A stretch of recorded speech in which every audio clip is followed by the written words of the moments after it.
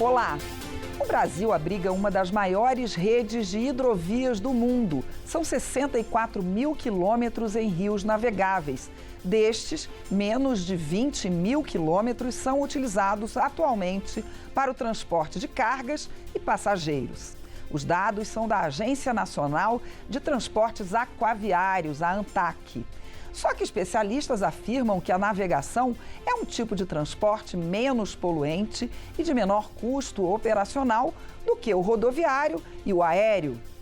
A Comissão de Viação e Transportes daqui da Câmara debateu a situação do setor hidroviário brasileiro numa audiência pública recentemente. Nós aqui do Câmara Debate também queremos ouvir os deputados que entendem do tema. Para isso, eu recebo o deputado Leônidas Cristino, do PDT do Ceará, que já foi ministro-chefe da Secretaria dos Portos, e também o deputado Alexandre Lindemeyer, do PT do Rio Grande do Sul, outro especialista no tema.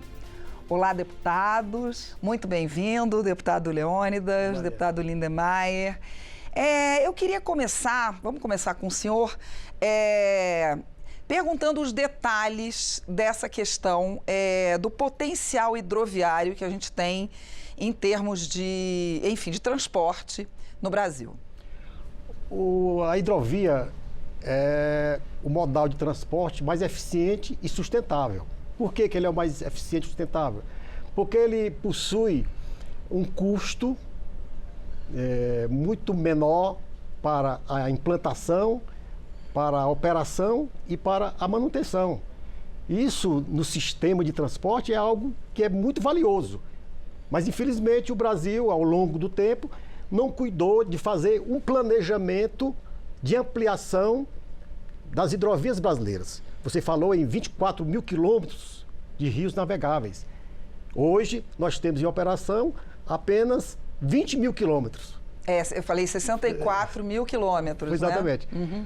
E nós temos só 20 mil quilômetros em operação, navegadas, hidrovias navegadas, que a gente chama. Isso. Agora, navegável, nós poderemos chegar até 64 mil, como você falou. Mas tem um planejamento para isso? Ao longo do tempo, o Brasil ficou literalmente a ver navios com relação a fazer uma ligação modal entre todos eles, rodovia, ferrovia, hidrovia e dutovia. Infelizmente, a matriz de transportes do Brasil, eu digo muito que ela é desequilibrada, inadequada e ineficiente.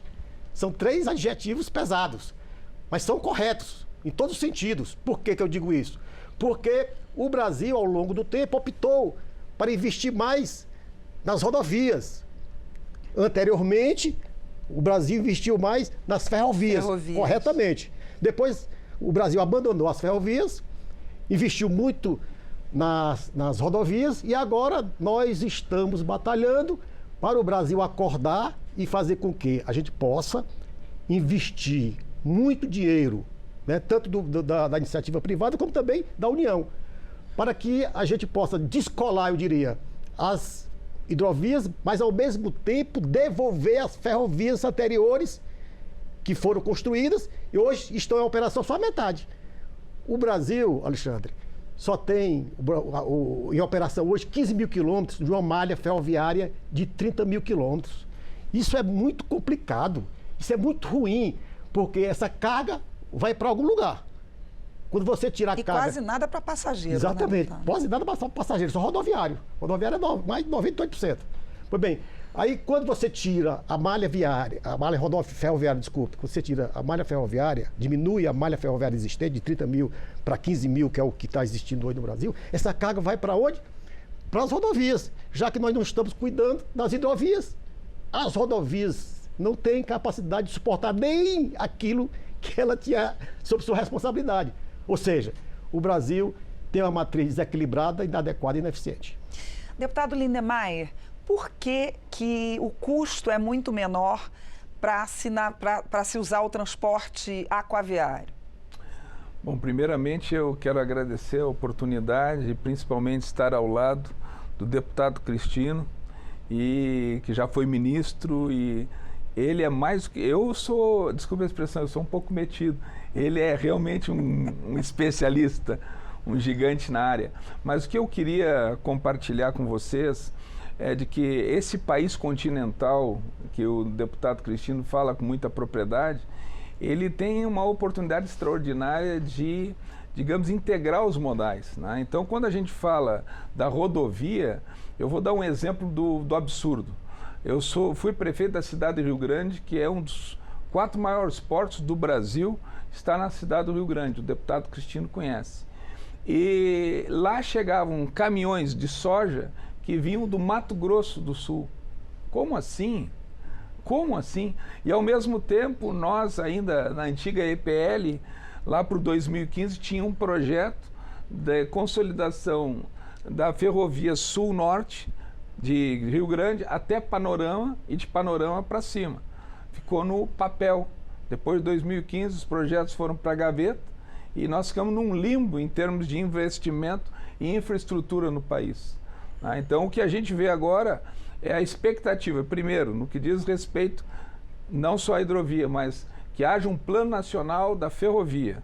Ao mesmo tempo que nós tenhamos essa oportunidade de transcender os 20 mil quilômetros de hidrovias navegáveis para chegarmos avançando de forma gradativa até os 64 mil. E aí poderia dizer, mas estão excluindo os caminhoneiros. Não. Se você tem uma linha tronco, você integra com o caminhão, o custo do frete, o custo do caminhoneiro vai ser muito menor. Então a margem que ele vai ter talvez seja tanto quanto ou mais que ele teria se tivesse que ir até Rio Grande de caminhão, na equação. Então, se a gente conseguir fazer essa equação investindo na hidrovia, na ferrovia, na rodovia, isso não é num estalar de dedos, eu não tenho dúvida nenhuma que a gente vai ter economicidade e, digamos, potencializando as mais variadas matrizes. A economicidade, ela se dá pelos custos que são apresentados, que através da hidrovia, você com as barcaças, você ali transporta centenas de caminhões, dependendo do tamanho do rio. E aí eu entro num outro viés. É a questão do tamanho, eu entro num da outro hidrovia. Viés. A gente às vezes não tem noção. O Rio Grande do Sul tem a 2ª maior bacia hidrográfica do Brasil. Eu, cidadão da cidade, eu não tinha noção do tamanho dos rios. Aí quando um dia eu me deparei do lado do Rio Uruguai, ou em qualquer daqueles rios, é enorme, e a capacidade de deslocamento de carga por ali. Agora, acima de tudo, a gente tem que ver nisso uma grande oportunidade para que a gente possa fazer como outros países fazem.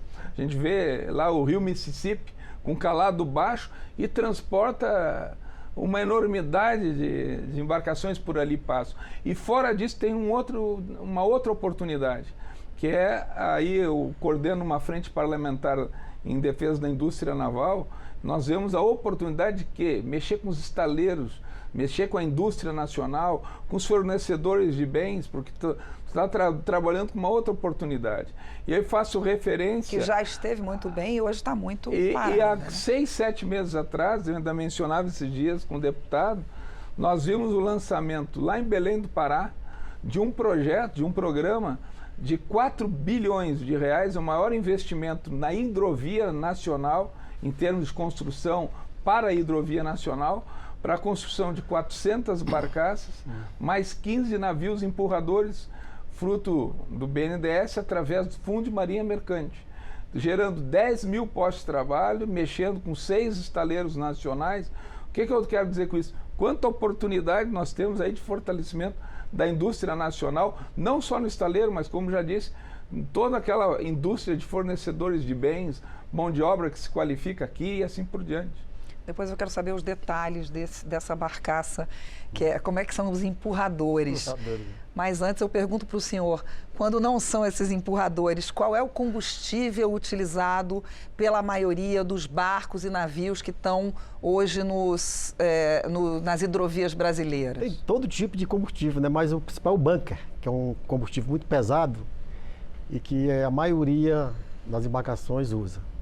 Mas o importante é qual o motivo de por que o Brasil, ou a economia do Brasil, não prioriza a ampliação dessas vias navegáveis, né? Eu falei aqui 20 mil quilômetros navegadas. Mas nós temos aí pelo menos mais 20 mil que tem possibilidade econômica para a gente conseguir chegar a operar. Né? Por quê? Porque diz que não tem confiabilidade o sistema hidroviário. Né? Por quê? Porque o que é confiável é permitir em modo contínuo a navegação segura e o ano inteiro. Isso é confiabilidade. Por que nós não temos isso? Porque nós não estudamos isso. Nós temos que estudar a técnica internacional, a ciência, a modelagem. Nós temos para tudo. Porque hoje em dia existem as secas Existe tudo, na região exemplo, amazônica, por exemplo. Quando você faz o ciclo hidrográfico de uma bacia ou de uma hidrovia, você vai saber a maior cheia, a maior seca e esse meio termo. Com esse levantamento, você faz um modelo para navegar um período constante, como eu falei, de um ano inteiro, uma coisa perene, permanentemente, a navegação, de acordo com a profundidade dessa via, dessa hidrovia. O que faz com que a profundidade dita qual o calado que você vai usar no navio. E pode ter calados flexíveis, de um período A, de um período B, ou de um setor A, de um setor B, ou de um setor C, de uma hidrovia. Nós temos a hidrovia de 2 mil quilômetros. Você pode operar ela num calado menor e pronto. Daria para resolver o problema. Calado para o telespectador entender é a profundidade do navio.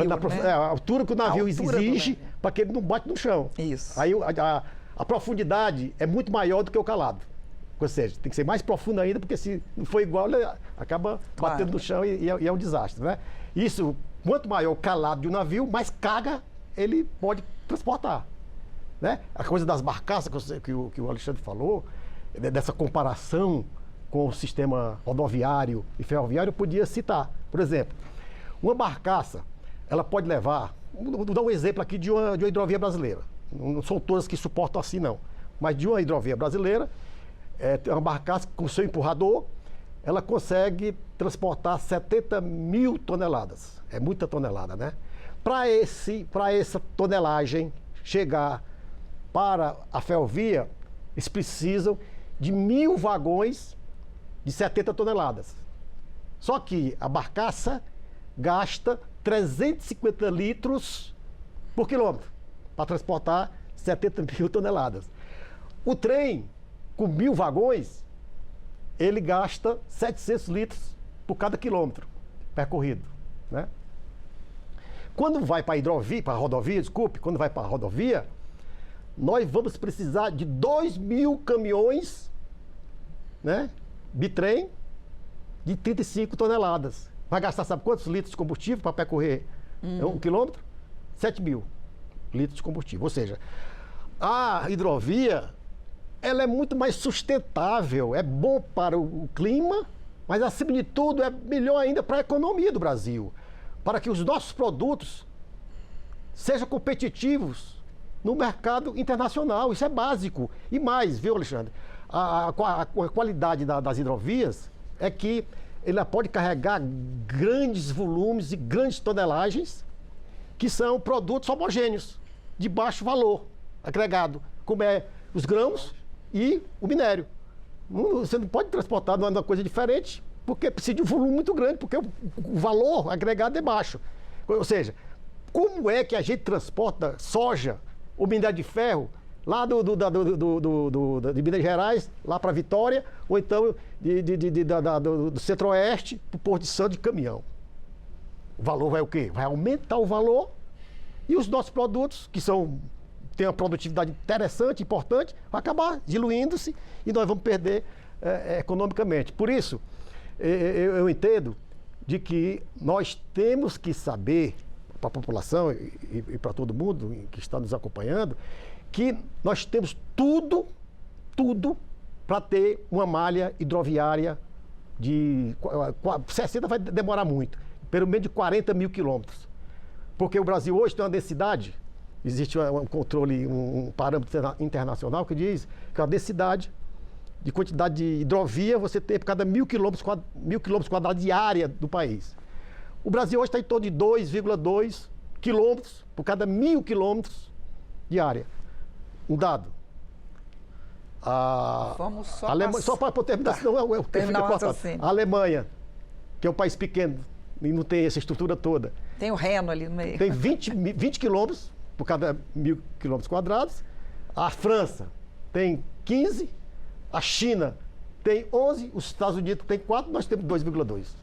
Quando temos a maior estrutura de bacia hidrográfica do mundo, uma das maiores. Proporcionalmente é uma diferença muito grande. Deputado Lindemeyer, como fazer com que isso aconteça de verdade? O que é necessário? O governo, por exemplo, o governo federal, já pensa nessa reestruturação do sistema de transportes no Brasil, levando em conta tanto as hidrovias quanto as ferrovias?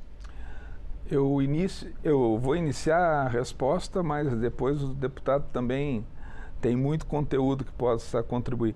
Mas, assim, como começar? Por exemplo, quando a gente vê no programa de aceleração de crescimento apresentado, a recuperação de eclusas, ao mesmo tempo a possibilidade de estabelecer novas linhas de hidrovia, e aí eu dou um exemplo concreto, a hidrovia binacional Brasil-Uruguai, cuja extensão é mais de 1.390 quilômetros de hidrovia do Uruguai até o Porto de Estrela, como uma possibilidade extraordinária de diminuição de custos usando esse modal.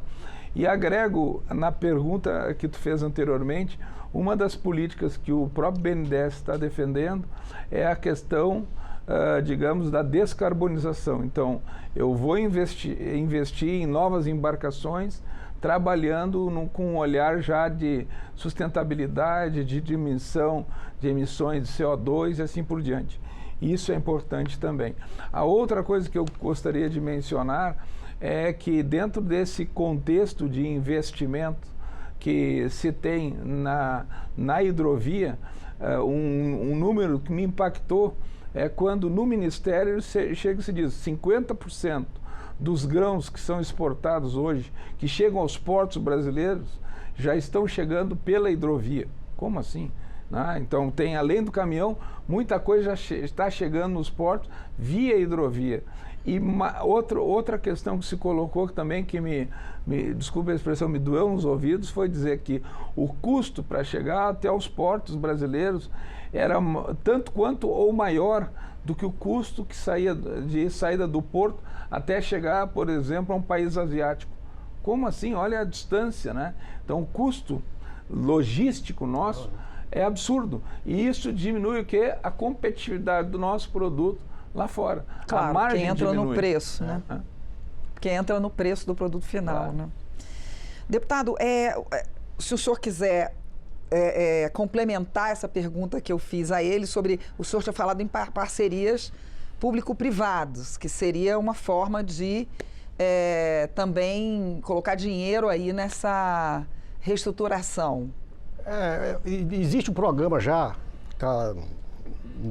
está em andamento no governo federal, que é o PGO, né? O Programa de Gestão de Outorga.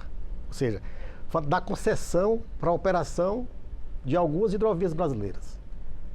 Agora, o que tem que ser feito é uma análise mais profunda de todas essas hidrovias. Porque se você fizer uma concessão e o concessionário não tiver um conhecimento da hidrologia e de o que é que nós queremos, o que é que nós queremos transportar, o que é possível transportar, é uma coisa que fica um pouco não viável. Por isso, nós temos que planejar quais são as hidrovias que nós queremos urgentemente botar para operar. Eu diria a Araguaia-Tocantins. Que ela está pronta, falta o quê? Falta tirar umas pedras, né, a montante da barragem de Tucuruí. Já tem as eclusas já foram instaladas há 30 anos. A preço de hoje gastaram 4 bilhões de reais naquelas eclusas. Então está se perdendo tempo. Estamos perdendo dinheiro, mas não é pouco, por conta de há 10 anos, esse custo para tirar essas pedras, que a gente chama de derrocagem, custaria há 10 anos 600 milhões, hoje custa 1 bilhão e 200. Aí fica uma confusão danada de licença ambiental, etc. e tal. Pelo que eu sei, o IBAMA já liberou a operação para que faça o trabalho de derrocagem, de tirar as pedras. Vai demorar um pouco, mas seria uma coisa muito importante essa hidrovia estar em operação. Aí sim, faz-se a concessão e a iniciativa privada vai operar, acompanhada pela ANTAC e aí acompanhada pelo Ministério dos Transportes e também do Ministério dos Portos e Aeroportos. O que ele tem que fazer? Ciclo hidrológico, para saber que tipo de embarcação ele vai usar, no período e na área. Tem um período de seca, tudo bem, bota uma embarcação menor, um calado menor. Isso acontece em toda parte do mundo. Eu falo do Mississippi, o Mississippi é rasinho. Eles operam quase o mundo inteiro. É um rio longo, mais raso. Mas eles trabalham, claro que tem um período que eles param, óbvio. Eles vão parar, provavelmente no inverno, né? Pois bem, isso é que tem que ser feito. E o Brasil tem que parar a bola, botar a bola no chão e planejar. Se não planejar, não acontece. E também botar dinheiro público. Eu digo isso, muita turma fica com raiva. Tem que colocar dinheiro público também. Tem, por exemplo, essa derrocagem. A iniciativa privada vai botar 1 bilhão e 200 logo para começar a conversar? Não, a iniciativa privada não vai. Não vai. A eclusa está lá, beleza. E esse negócio de eclusa, né, que é um gargalo muito grande, porque nós temos bacias, hidrovias, né, que são no Planalto. Né? Tem hidrovias planáuticas, né? E temos hidrovias na planície. Aqui no Cerradozão nosso aqui, ela é lá em cima. E se você vai fazer esse contraponto, vai ter que ter, de uma maneira ou de outra, eclusas. De modo que existe uma lei, né? Existe uma lei, se eu não me engano, que obriga as barragens que foram construídas a colocar já as reclusas, mas não foi ainda regulamentada a lei. A coisa não funciona. Mas isso, lei, esse negócio de lei, viu, Alexandre? Eu fico assim preocupado. Faz uma lei que resolve, vírgula. A gente está terminando o tempo. Só me permite rapidamente, contribuindo na manifestação do deputado, quando se fala em trechos de concessão, o que eu acho que é importante é que pode haver essas concessões, porém sem perder uma visão do todo. Tem que planejar o todo. Claro. Sob pena de, às vezes, tu conceder um trecho aqui, um trecho acolá, tu perder a conexão porque os interesses de grupos de concessionárias se tornar mais importante do que a visão do todo. E para encerrar, já que se falou na questão do combustível no bunker, como foi dito pelo deputado, a gente já vê o governo federal, através de uma iniciativa que é uma primeira biorefinaria, que é na minha cidade, cidade de Rio Grande, é um investimento que está estimado em 5 bilhões e meio de reais para a transformação de algo em torno de 1 milhão de metros cúbicos ano de combustível através de soja, canola, a princípio vai ser de soja, mas pode ser mamona, né? E isso tudo sendo destinado também ao combustível para o bunker, né? Para operar dentro dessa lógica de descarbonização. Já existe um estudo bem aprofundado com relação a melhorar, a descarbonizar, vamos dizer, esse combustível para as embarcações. Deputados, infelizmente, dá pano para manga, mas nosso tempo acabou. Muito obrigada a participação dos senhores aqui com a gente.